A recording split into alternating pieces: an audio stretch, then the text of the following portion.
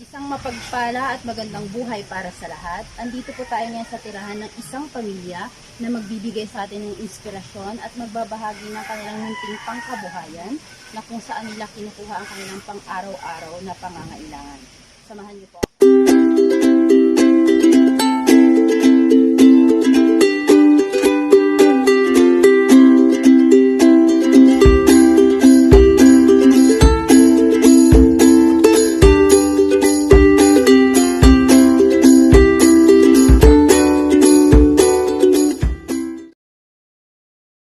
Dito po tayo ngayon sa tirahan ni Aling Merlin.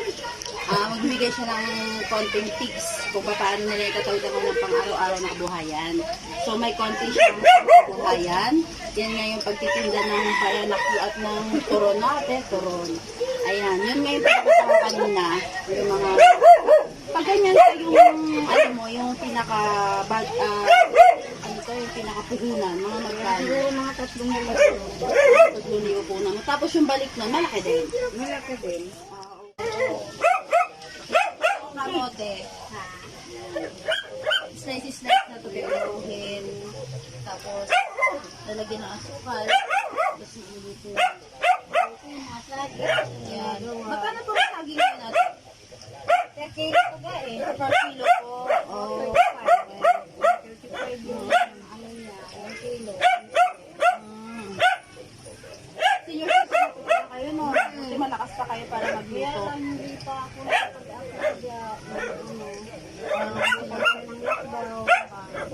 Oo, kaya Kailangan talaga ng diskarte sa buhay. Hindi pwedeng tamad din. Oo, hindi pwedeng ano lang. Hindi pwedeng patatalo lalo ngayon sa panahon ng pandemya. Ano kami ng ano, Bisaya. Magawa si ate, mga 10 ganito.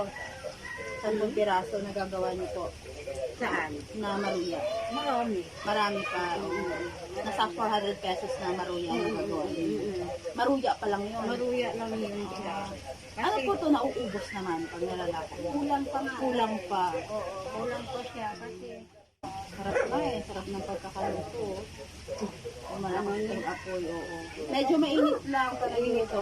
bawas na ano ako pawis na pawis oo. Nilagyan ko minsan ng tela para hindi ako mahituyuan ng pawis. Oo. Pero siyempre tiyaga. Kailangan ng tiyaga para sa pamilya, para sa buhay.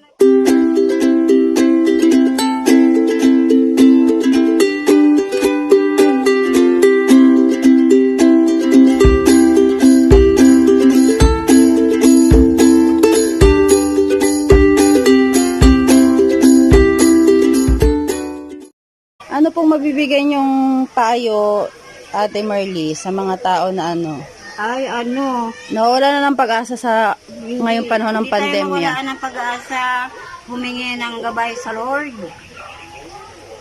At saka bigyan tayo ng lakas. Dahil ako nang matanda na eh, nagtatrabaho parang ganito. Ayun pa kaya kabata pa. Kaya kailangan kumilo, hindi umasa sa gobyerno, gano'n.